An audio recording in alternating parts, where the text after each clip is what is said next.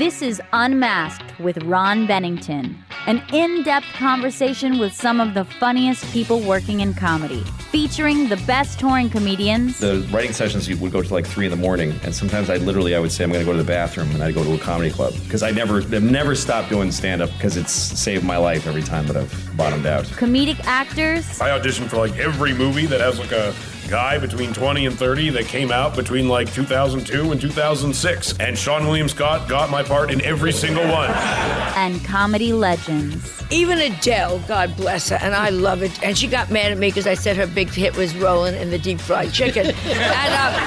Recorded in front of a live studio audience, it's Unmasked. Here's your host, Ron Bennington.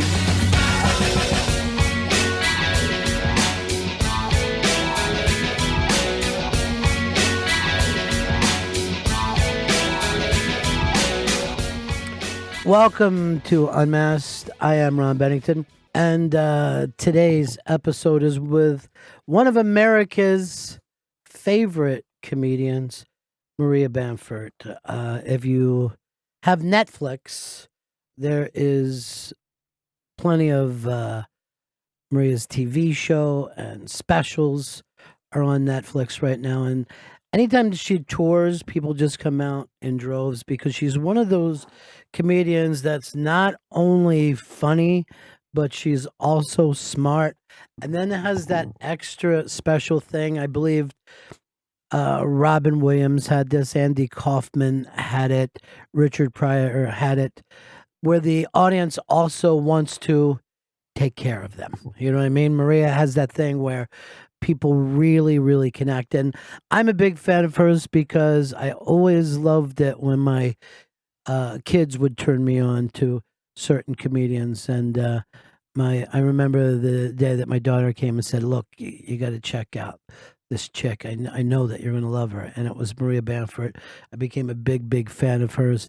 And to have Maria do this show with my family sitting about, because she's kind of one of our family's favorite. That was a really, really great moment for me. And I've over-personalized it. I made it about me instead of Maria. So I wanted to get that out there. I'm Ron Bennington, and this is Unmasked with Maria Bamford.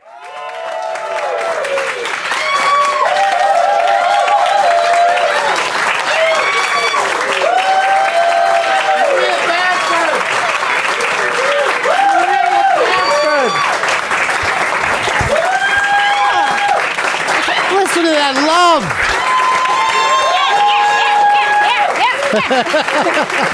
Nice. Thank you very much. Thank you. Oh my gosh. All right, we need a place for your giant handbag. Handbag. I purchased it from Target. Do you still, when you go into Target, is it still like... Memories? Yeah. But is it like Beatlemania when you go in there, shoppers are running at you? Not at all. Not at all. Move along, lady. Move along. Next. Next. Yes. Stop going through the piles of sweaters. I just like to put my hands underneath the pile just to... Anyways, it's a comfort. I love Target is a very comforting place to go to, right? Because the color scheme is so compelling. You like a nice, compelling color scheme wherever you go. Yeah, just like, and then everything's so neatly organized and well lit, and it's wonderful. I mean, you guys have been, right? Sounds like you should still be getting paid for that. Oh no! No, I don't know if no, I don't get paid for that. I did advertisements for them for 3 years. Yeah. I'm undoing my jacket.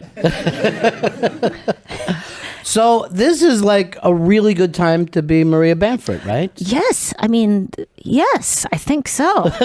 Especially, I mean, wow, what a wonderful crowd of lovely people early in the morning in New York City. Yeah, New York City, and these are all fans of yours. I am so grateful. Thank you so much. Thank you for coming. I am extremely honored that anyone would show up, because this is that's a hard thing to be an audience member. People got a lot of other things to do. Right. You get a lot of choices when you show up for content. Yeah. It really is a commitment, though. Like, have you ever gone even to a movie or a play and you're like, oh, this is asking a lot of me? Yes. Yeah. What is this whole thing? 2 hours? Yeah, no, I'm very grateful. So, well, there's always the Especially New York. people who like love you that come to the show, but also their friends that get pulled along. Right. Yeah. And I just feel like with your comedy, you need to do a little work before you get there. Yeah. Of course, I don't, but I'm in. But apparently, yes, sometimes people are not on board. Oh my God, I totally get it. And that's so painful when you have to sit through something. But it's also a wonderful service you can do if you sit through something that your beloved person loves and bear it. Yeah. For those few minutes, they will appreciate it. My husband likes noise music, and that is like it's like a 747 that has not tuned or practiced. And we have gone to one of those concerts, and I was able to, I think it is an act of love to try to appreciate what your loved one appreciates. But you're being supportive. Yes. You're being supportive. Yes, I may be the noise music Yeah. of of comedy. If you are, if it is not for you.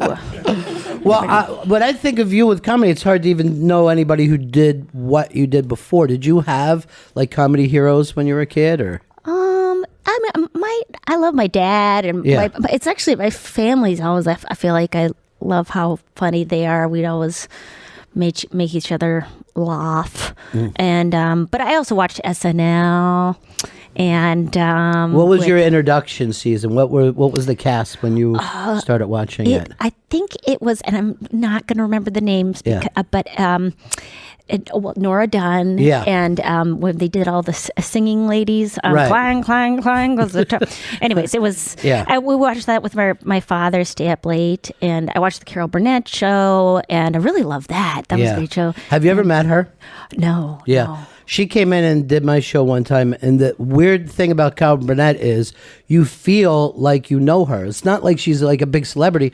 It's like your aunt from California just showed up. So I looked at her like that, and right away I saw her go, yeah, I know. You know what I mean? Like, this happens to me all the time because people love her on a different level. Yeah. You know?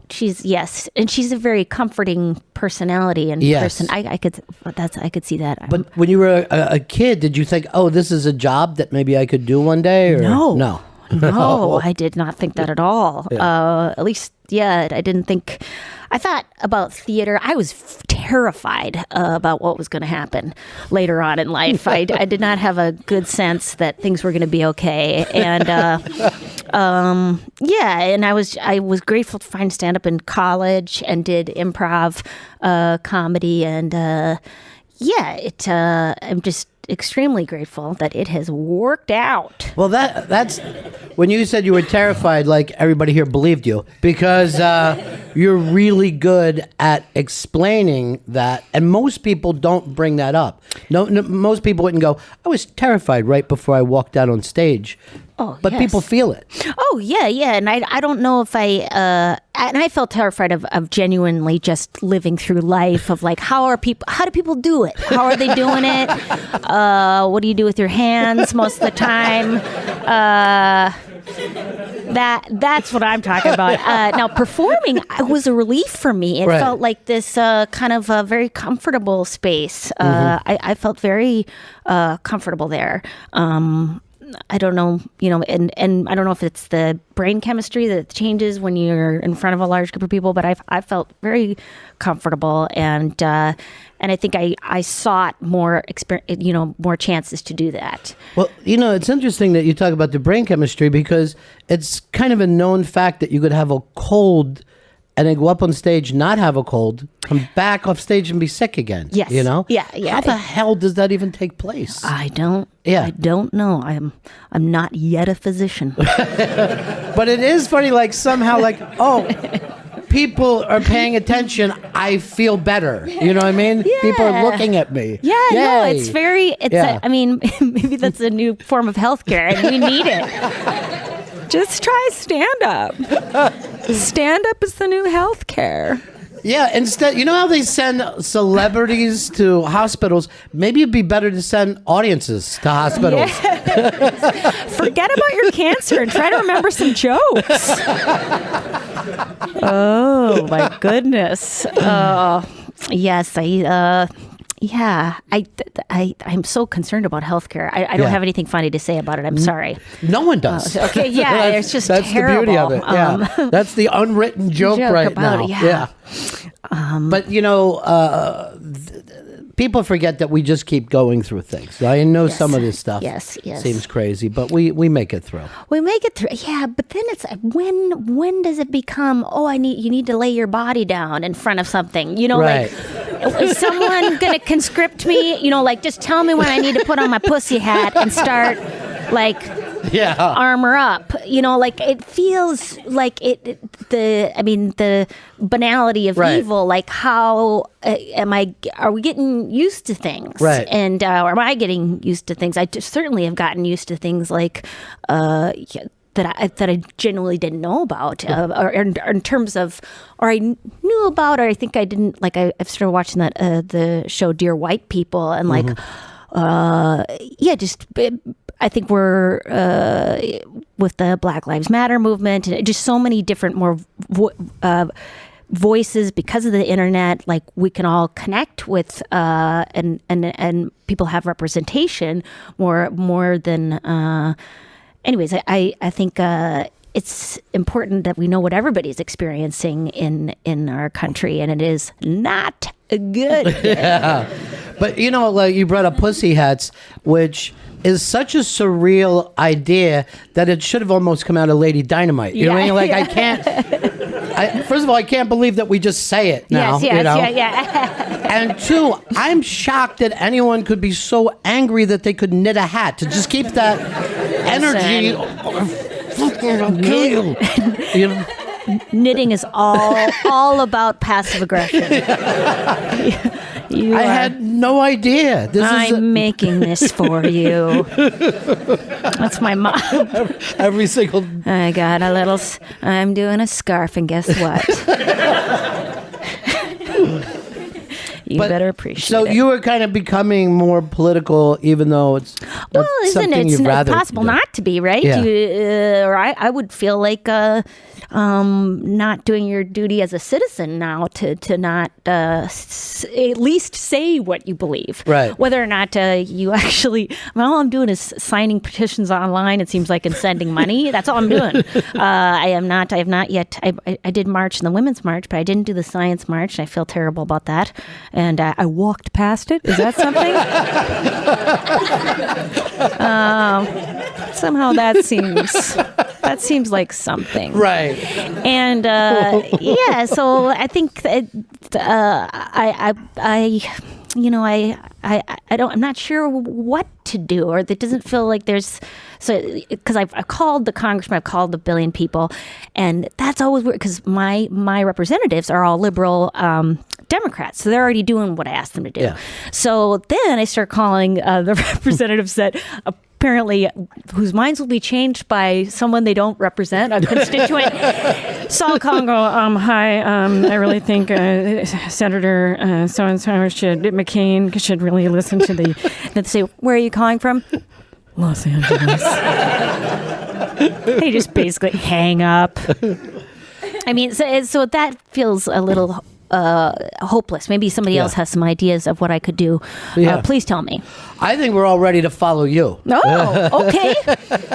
Just a brain-dead megaphone like myself? I'll just be a benevolent dictator. Do you meet anyone who thinks differently, like in your audience? Do you ever run into... Not so much. Yeah. And I think we all do need to talk to each other. I mean, it is very, I don't understand when people say that they voted for the person who's in office right now.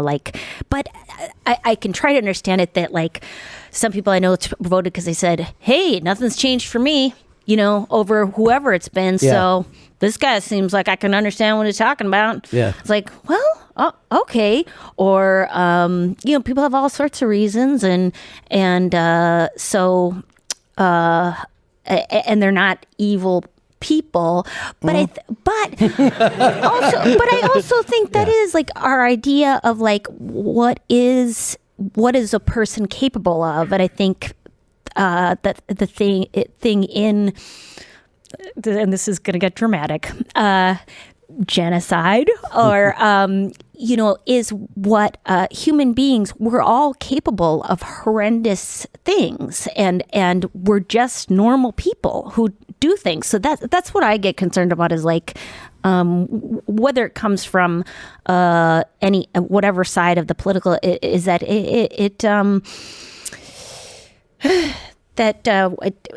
we need to be, or I just want to be aware that even though they're just normal people, and they're nice, and they have families, and they do other nice things. I mean, just like me, that I'm capable of, some bad, violence or whatever. My friend, oh my God, I won't say her name, but she is a delight. She is my friend. She's a comedian, but some guy said something awful at the grocery store, who is 85-year-old white man, saying something generally awful. We can all imagine what it might be.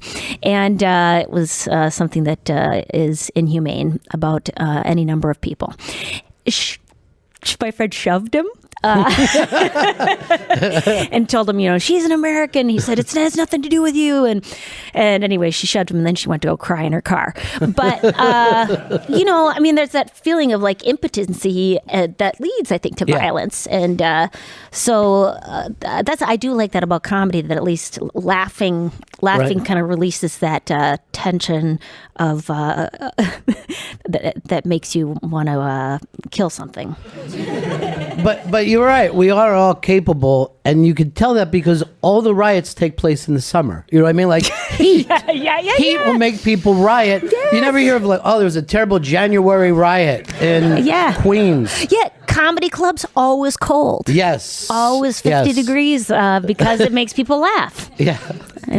They need to warm up a little bit. Yeah. But it is, even when you think about the idea of a comedy club or a theater showing up to just laugh, it is really unique in entertainment. It's very healing, but I think there's also some things where when we're kind of ghettoed off into our own little crevices, where we're all because I know there's Christian comedians who only perform for mega churches, or and you think, I wish we could all hear each other. Right. That would, and I have listened to some Christian comedians. Yeah. And they got some good stuff. I've read the Bible. I've skimmed it. Okay. But I will say this about just the sexy parts. Yeah. And there's plenty. There's plenty. Yeah. Getting to bed with Dad. What?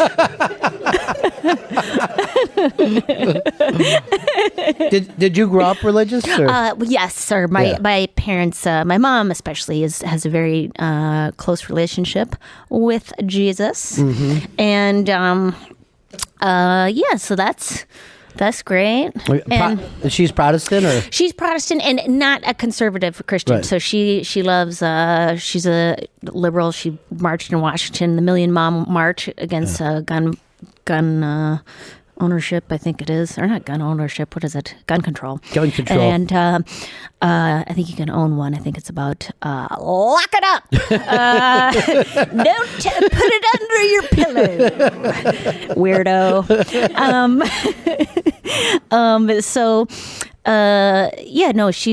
But she always wishes, everybody's into my mom loves Christ. My dad loves his friend Lyle, who's into Lyle. Not in that way, though, maybe in that way. Not sure. I don't want to judge that. But Lyle Wilds, who does this wonderful program to counsel people who have committed domestic violence.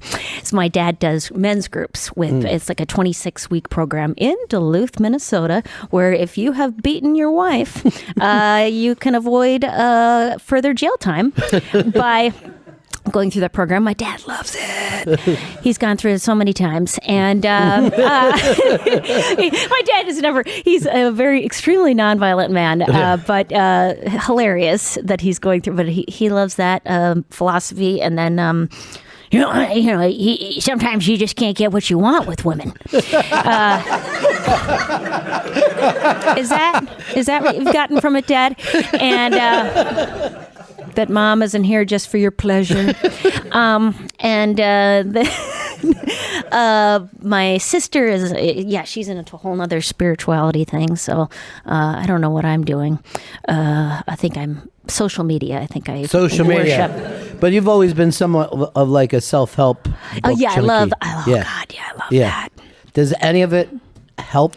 I don't think I've changed discernibly in 25 years, but I think I am just, it's a joke about special that I'm just playing a very long game of emotional Sudoku, where I'm just filling out blanks and having fun in airports by myself. I love that kind of stuff. My husband, he agreed. We went on the Love Lab workshop, and it's in Seattle, and you go and you talk with Dr. John and Judy Gottman, and you spend 72 hours in this apartment where they videotape you. We didn't do that cost too much, but and they look for the 4 horsemen of the apocalypse in your relationship, which are criticism, contempt, defensiveness, stonewalling.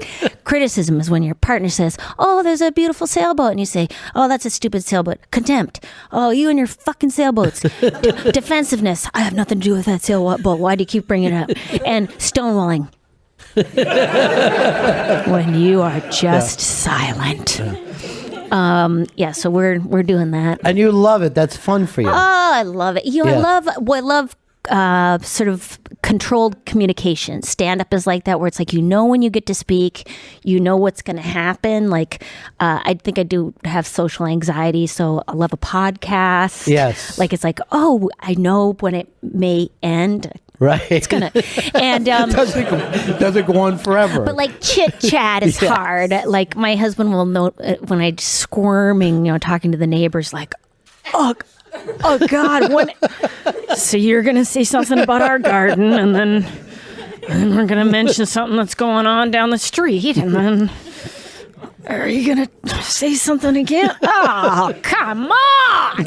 Like I feel more comfortable when there's a hard out on anything. If we had an app for that this is an 8-minute talk, someone's giving you the wrap it up in front of the mailbox. Exactly. That would be fantastic. Yeah. Because my husband was like, "Why did we have to leave? Don't you?" I mean, because I do get obsessed with like, I want to create community, I want to connect with people, and then he's like, they were chit-chatting with us. Why did you have to suddenly go? You aren't going anywhere. I live the life of a clown. I'm not busy. I just feel like, I have to go somewhere. So ridiculous. I totally 100% agree with you, though, because I think when I'm in a coffee shop, I go, I just wish I had we had 2 microphones. This would be so much better than you asking me questions for no reason. We could be recording this and do something. Yes. Stay on topic. Yeah. Why are we all floating? Maybe a cue card when you lose yourself, just as someone there to help out a little bit. Yes. So you love performing, but real life is where. Well, and I think it's a lot better now. I'm well. I have a delightful assortment of medications I'm on, and that sort of thing has really helped me. I'm all for medication because life was very. I mean, not that it wasn't okay, but I think it is eye-opening how wonderful life can be when you are on some good meds. Like I was like, what? Like, you jackasses have been living like this all this time? Yeah. I just had no idea like that people just it was pretty good. We had fun. What do you mean by that? You mean like a unique set of extremely uncomfortable circumstances, or I just didn't have a lot of relaxed time. And now it's like yesterday, my husband and I, we just walked the streets of New York giggling, and that was not an experience I could I mean, not we're giggling constantly. Clearly, there's some shop windows we were disappointed in, but that is the oddest thing that you don't understand when you're younger, that you get as you get older, is that you don't need to go to these extremes to feel okay. Yeah. That I would just, I think I was teary-eyed a lot of my younger years, before the age of 40 at least, when I was willing to go on mood stabilizers. Somebody said, or was finally, I was just willing. I was feeling bad enough that I was willing to try something different, and it was, just not immediately delightful, but in the end has been great. Yeah, that is the tough thing about it, is like you don't know for a long time whether you're on the right ones. Yeah. And they're not for everybody, but I know, it has been a good experience for me. And I didn't want to go on this, I was okay with antidepressants, but then when somebody said mood stabilizer, I was like, you mean I'm crazy? and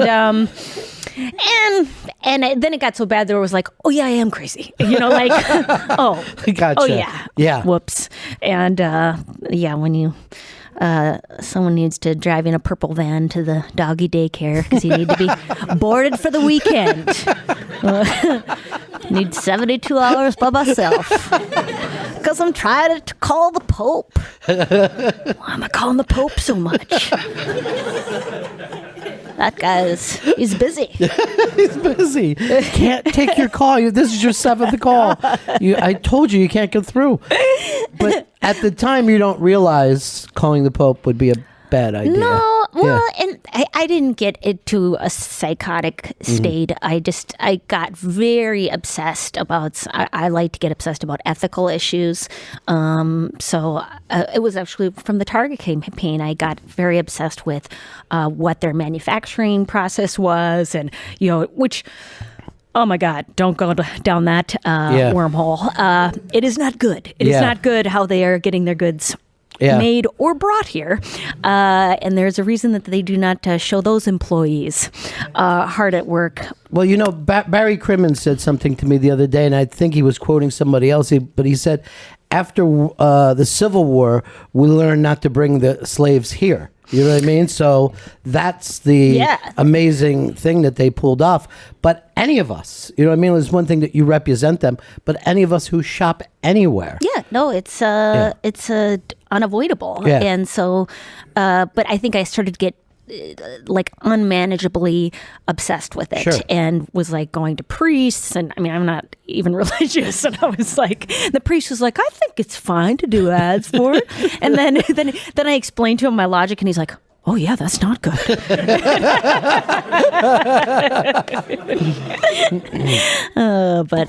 So yeah, I just started to get too much and feeling suicidal about it, like somehow I was this terrible, redonkulous in terms of, we're all doing the best we can. But because you're willing to talk so openly about that, I think that attracts a lot of people who haven't found that outlet yet. Because I think most of us have had some kind of unwanted thoughts that we don't tell anybody about. Yeah, no, I definitely had, I had the OCD thing where it's have unwanted, violent, sexual thoughts that I had those since I was 10 years old. And I remember I told my mom, and she said, oh, well, we'll find you a therapist, and it's okay if you're gay, honey. And I was like, oh, that's not what I was getting at. But, it was just it's a very specific, weird thing. And thank God for the internet. Google it. Yeah. Whatever weird thing you think nobody else has. Yeah. There is a web page and a chat room. Yeah. And people are talking about it. Well, I think even before that, people wouldn't even talk about a panic attack until 1989 or something. You know, it was crazy. And now you don't know a person who hasn't had a panic attack. Right. Yeah. Well, and especially within our world, it has gotten so much faster, and there is so much less human connection, maybe, or opportunity to things like the village, or all of us being seen by other people close to us is more I mean, I don't know what I'm talking about. Yeah. I didn't go to school. But I didn't go to school. but yeah, things it makes sense in some ways, but yeah, even so, I don't think I couldn't have made it. Like when I read about somebody like Virginia Woolf and her experiences, and I think, oh yeah, you just wouldn't make it. You just go, oh, I'm calling it. Like this time I know what's up ahead, and I'm done. Which is that's the great thing, is that there are ways to get better. But I also have sympathy. I have tons of sympathy. This is one of my new jokes. For suicide, in terms of it's a genuine illness to die of mental illness. It's a genuine fatal illness. It's not for lack of trying that people die. This is a terrible. Well, I'll tell. I queued it up. So, it's a joke I just wrote. I was at the funeral of a comedian who had committed suicide, and that, of course, is not the funny part. It was horrendous, and I overheard someone saying, "Gosh, suicide, it's just the single most selfish thing you can do." I mean, he had 2 kids, and his wife, God, she's so beautiful. And I thought, you know what? I think blaming someone for their own death, I think that's the single most selfish thing you can do at their funeral. Yeah. Hold up, wait, scratch that. Writing down the premise for this joke wait, you know what? I'm going to even edit that and go back and say, combining 2 things that did actually happen in real life and making a fictional narrative in order to, present that I'm fighting stigma. I think that is perhaps the single most selfish thing you can do. I mean, he had 2 kids, and his wife was so pretty.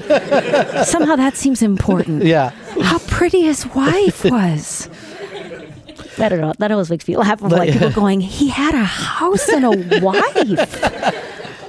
No one has ever said he committed suicide, but did you see how ugly his wife was? Yeah. Well, how did he hold on so long? It's like, how did he do it? It's like, no, it's an illness. People die of illnesses. It's not like, I don't know. Anyways, it's funny. But I think that when we say, like, how could they do that, I think that's a fear-based place to come from too. Like, I'd never, I would never do that. I would not. Yeah. And I think, the same thing. Yeah, it's like it's not in my human experience. I would never do that, and so. Yes, you're right. I should have more compassion. No. You should go for the joke. But I think everybody's had that experience, like when you're like walking over a bridge where you go, well, there it is, right there. Yeah. It's right there. Yeah. That'd be funny. Yeah. On the way down. Yeah. I know that's not a thing for me. I think of, my things were always like worried that I would touch people inappropriately and that kind of thing. So that's something that kept me from going out. And but then I went to an OCD specialist, and it turns out they're like, oh yeah, what else? Yeah, right. Which is kind of heartbreaking, right? Will you not eat baby carrots because it reminds you of the genitalia of the crucified Christ? Say it aloud over and over again into a recorded device, and then come back to me in a week. It turns out those things are fairly common. Yeah, which is always awful when you find out you're not unique. Yeah. You know what I mean? Yes, exactly. Because, like, I'm an alcoholic and an addict, and I always thought it was very much like Miles Davis and Lou Reed. And then I'd go to a meeting, and it's just some housewife in suburbia is literally telling my story while I'm glaring at her. Yeah. I'm like, that belongs to me, Miles, and Lou, dude. Yeah. not a housewife from New Jersey. And she was even more hardcore than Oh you yeah, were. way more. I'm like, my bottom is way up here. God damn it! She's drinking scope out Yeah, of a... I know. They're the best. The real secretive ones.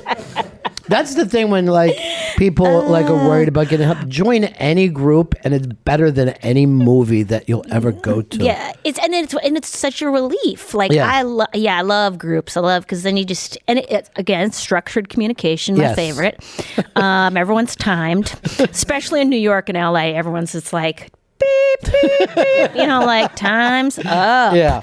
But yeah, it's wonderful. I love to. My husband, I took him to a couple meetings because he was like, I'm belonging in. I won't say which ones because it's a secret. And he was just horrified. Like some people hate that, like hate people, talking about what's going on in their lives and stuff like that. But I find it very comforting. He's always like, oh, they should be getting real help. I'm like, yep, they probably should. Yeah. But guess what? This is free. Yeah. Well, every time like there's like a school shooter or something, we go like mental health. Somebody should have caught this. Really do something. It's really hard to catch. You know what I mean? It's a really difficult thing to grab. Sorry. Just to know when someone is like not just a danger to themselves, or, when it becomes like, oh, that's John Hinckley over there. And that person probably wouldn't be going to groups. Right.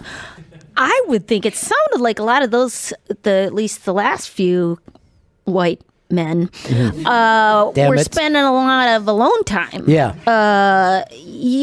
I don't know the facts about that, so I shouldn't base that on feelings. Right. But I guess it's possible that anybody. I mean, definitely those most shootings are because of domestic disputes, right? Men shooting wives and children. Yeah. Am I bringing the room down? You guys. If your husband says, I'll never hit you, you're going to get a beat down. Right quick. Brace for impact. Papa's coming home. Never any need to give you a heads up. That they're not going to hit you. Should not be in the thought box. And that life has always been here. With like that's not even like a modern life thing. That's always been around. Yes, violence against You're more likely to be murdered by a loved one, which is kind of nice, in its own way. It really is. If you're gonna go.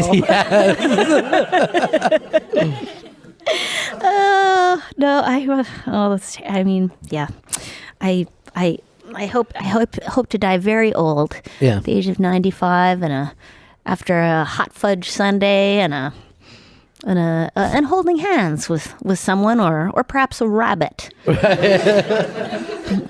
Something soft. Or inappropriately touching a stranger. Yeah. She finally did it. Reaching out. My worst fear. That's called, it's not called, it's called flooding when they say, like if somebody's afraid of getting dirty and then you put them in like a dumpster and, have them feel as anxious as they can feel. And so sometimes they do that with unwanted thoughts. They have you record in real time whatever your greatest fear is, and then you listen to it over and over again as if that is what is happening. And then you're flooded to a certain amount of anxiety, so your brain can't take it anymore, so you get kind of bored with the idea. And that's one of the ways to cure that type of OCD, so that like if you fear jumping off the bridge, you go through it in the present tense. I am now jumping off the bridge. This is what's happening. You listen to it over and over again, and then you get so bored by it, like you are right now, getting bored by me talking about it. I'm just thinking, this is what happened to me in school when they tried to give me information. Yes. I just shut down after a while. Yeah. So maybe that's what it is. If you try to educate yourself, you'll just go, this sucks. I don't want to do this anymore. Right. No, totally. Especially like really scary thoughts, like thoughts that you're like, that have so much energy for you. Just say them over and over again to yourself. Get them to be really boring. And Now, then, when you started doing stand-up, did you immediately connect to this kind of material, or were you more traditional at first? I think I just went up on stage and did whatever shtick I could think of. I think I talked about my family, so probably some personal stuff, but was slightly more theatrical. I'm pretty shy person, so I wasn't ever a discussion comedian or Never asked people where they were from. This is I love that though. I love to be an audience and be asked where I'm from. Where are you from? Where are you from, nice lady? New York. Oh, okay. Yeah. You just See, that's about my limits. That's all I can do. That's crowd work. That's crowd work. That's great. Wonderful. What a wonderful place to live. Do you live in Manhattan? Yes. Oh, okay. What is it? What is it like?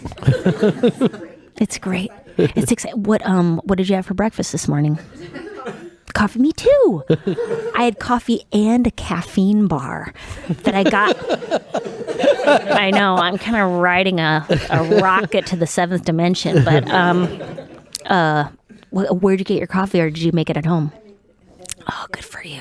Good for you. That's reasonable. That's the Susie Orman way. That's like live within your means, but your means do not define you. I love it. My husband and I were living high off the hog, and we're like, wait a minute, we're ratcheting down here. We gotta batten down the hatches. Yeah. I can't spend too much. I just bought this jacket, probably made by some people not being paid well. Yeah. Or treated well, or living in a place where environment is being protected. Yeah. But cute, right? I just always check to see if there's blood on the zipper, and then I'm like, I won't get it then. That's not right. There's a wonderful new place that makes clothing in North Carolina, and it's all for women and babies now. But it's called Sprout Patterns, and you can order the clothes online. They make it for you as it's made in a factory in North Carolina. So it's called Sprout Patterns, and you can make it for yourself. They're a little bit more expensive, but they're probably a bit more what clothes are supposed to cost. But I looked at that. I thought it was great, but I didn't want to put out the extra $4. I'm like, give me the slave wear. But that is true. Like, you can go around and shop and make a political statement that way. Shopping. Yes. I'm shopping right now, so shopping and holding a sign. That probably would be. Well, thank you so much for having me on. This isn't the end of it. It isn't. But, okay. I felt a bit of a denouement. You thought there was a second of dead air. I didn't want to. I figured the viewers had tuned out. But what you do with Lady Dynamite follows all this, but you're not writing all those scripts, right? I do not. I did not write on it at all. It has all been written by a staff of extremely talented people, headed by Pam Brady, who wrote Team America, Hamlet 2, amongst a lot of. Oh goodness! Now I'm going to forget the name of it, but it's extremely popular. Oh, I'm going to be hurt. Yeah. Anyways. You know what we'll do? We'll edit in later where you just remember it. Okay. You're like, oh, there it is, and then we'll all clap. It's the animated series with the young kids in Colorado.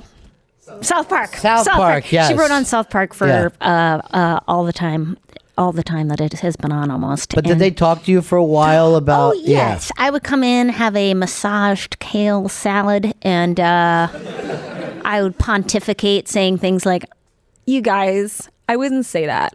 And other helpful things that I'm sure they appreciated. And we've been in here for days, and suddenly Princessa comes in here and says, that's not me. They did a beautiful, beautiful job. I don't know how to write scripts. I tried to write scripts earlier in my career, and it just was not interesting to me. I prefer, and also working with people. That all involves 12 hours in a room with people. Yeah.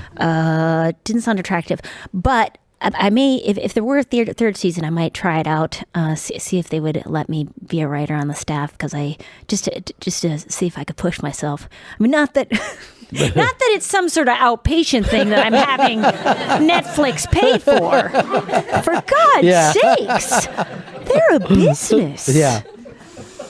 And then, and at the same time that you this is coming out, you've got the special, Old Baby, which is a hilarious title alone. Yes. Yeah, and that came from a joke that you had, which is the way you kind of feel like you live your life. Yeah, well, I think I'm older. And I went to talk to some high school students many years ago, and it was a terrible mistake.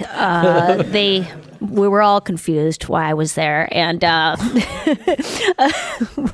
why. And I think that's what I just thought of what they were thinking of, like, oh, she's old, but then she sounds like a baby. That's what I thought. She's like an old baby. That's what I hoped that they would think at the very best. And it's very odd once I am getting older, and then I still have a high voice, so not sure what to do about it. But this special gets progressively larger audiences. Yes. It goes from you just by yourself to a very big auditorium. Yes, and I like that just about the idea of it. You know, when you do something on your own, artistically or professional or whatever, and you're pumped, and you just show it to one person or whatever, and they're like, oh, that's pretty good. I mean, yeah, best luck with that. That's cool.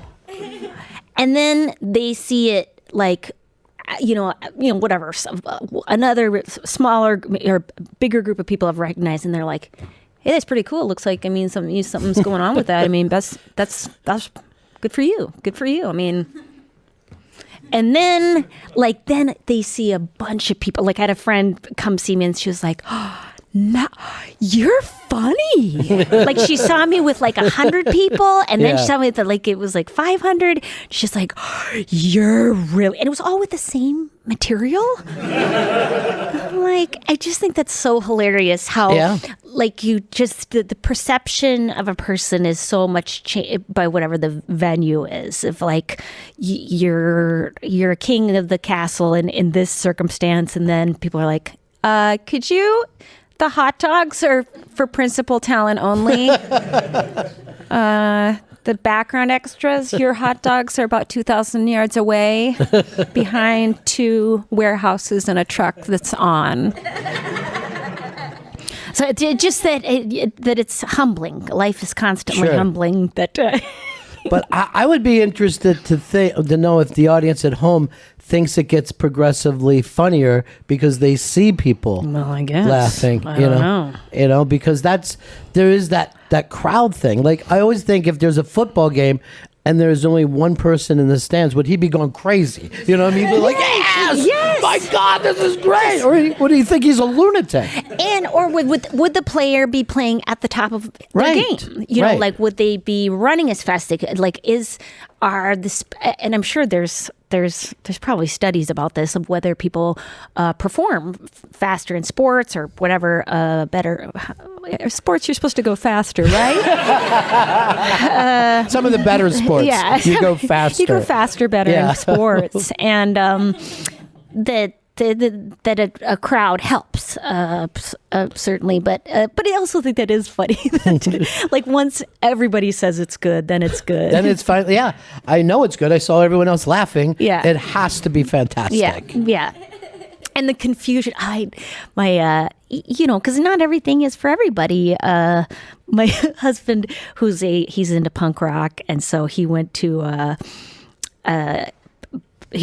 big concert back in the 70s, and it was actually the Rolling Stones, so that wasn't punk rock, but the openers were Journey, and he and his buddies, who are all punk kids, got up and were like, "You suck!" But it's Philly. And Yeah. people just like, went in on, they were terrified actually, thought they might be beaten up because it turns out there's a lot of Journey fans. And More than you expect. more than you expect. Yeah. And they're big guys. Yeah. And faithfully is a good one. And but it is can be confusing when you're like at something. You're like, oh, people like this, Yeah. like or yes, it's my. I think one of my sisters-in-law came to one of my shows, and she was just intrigued. Like she was just like, so you guys are all here to see her? So what do you think is funny about it? I mean, she was just so hilarious because I think she's a job coach and it just I think they very more conservative people and I don't think I'm probably not their sense of humor, which is fair enough. I don't know if I always like what I'm doing, but so she and it was so gracious of her to come, but it is surprising to see things. And we all like different things. How wonderful. Well, you're also riding this other wave too, because Netflix wasn't the giant it is now when you start doing business with them, yes, right? It's so great. And it seems like, of course, I am extremely biased. But there are so many more voices being heard in comedy. I mean, it's still dominated by white straight males. I think that could be said. But there is at least acknowledgement that which I don't know how great that is, but acknowledgement that it's horrendously unfair. Isn't that great? Isn't that a step in the right direction?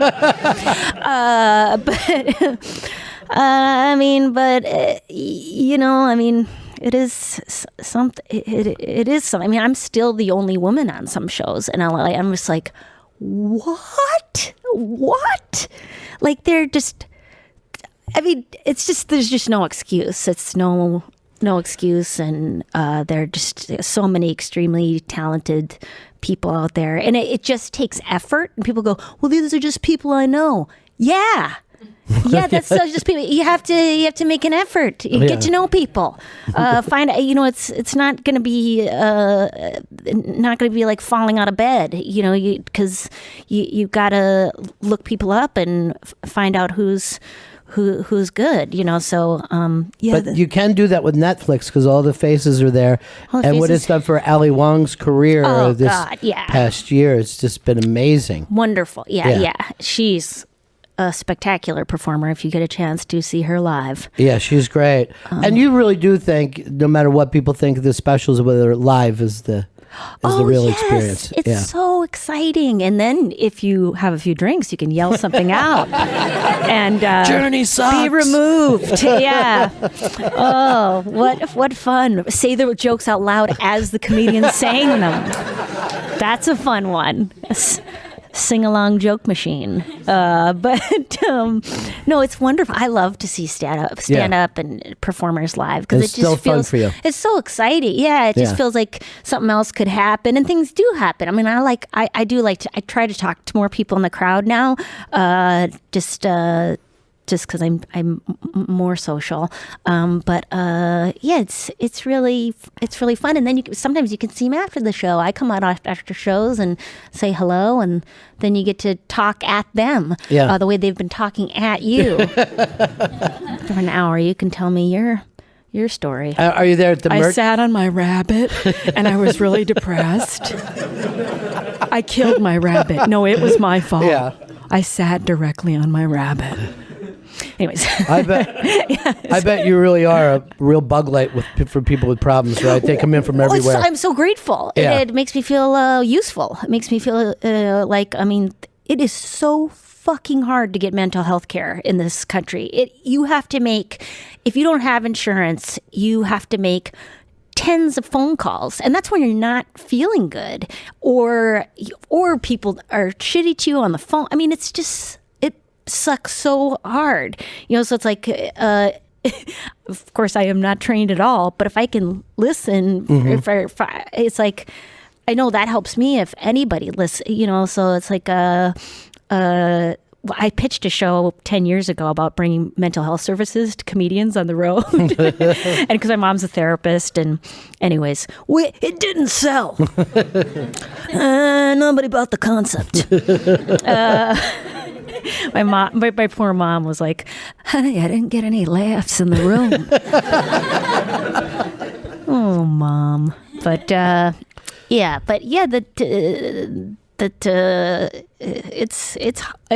it's really hard, and people are not alone. I mean, like, I always felt like, oh, is there something wrong with me that I'm not figuring this out? And it's like, no, it's genuinely difficult to get meds, to get it's very, very hard. I've had friends who I have insurance now. I can definitely afford all my meds, so it's like,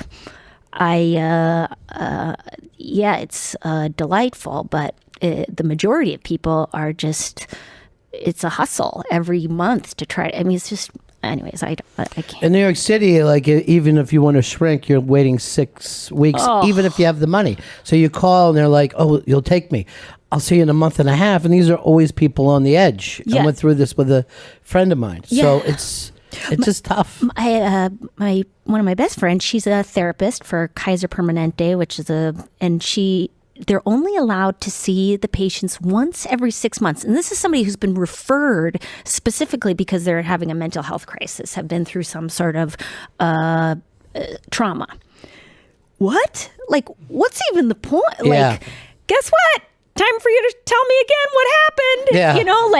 Yeah. 6 weeks. Yeah. It's almost like re-traumatizing people. Sure. Why even do it? It's just, I could talk forever about that, but I don't think I'd help anything. Well, I think that you help just by being out there all the time and talking about this, as well as being funny. And here's the really good thing. Now you really can wrap up the show here today. Yeah. And I didn't mean to sound hopeless about getting health care. Be the squeaky wheel. Just keep calling back. Go sit in that clinic. I sat at LA County Health Services for hours. Sometimes you gotta sit around to get the meds. But by the way, I've never heard that advice ever given before, but it's brilliant. Just go and sit until they fix you. Yeah, that's great. I mean, it's irritating to them. They want to clear the room, right? And there's a million other people waiting too. So they're gonna take gunshot wounds before you, of course. Yeah. Yeah, I mean, don't stop trying, because sometimes I don't know. I mean, I don't want to say that because it is some people who have very severe mental illness. I just can't even imagine how it's a severe disability, and people should be given care.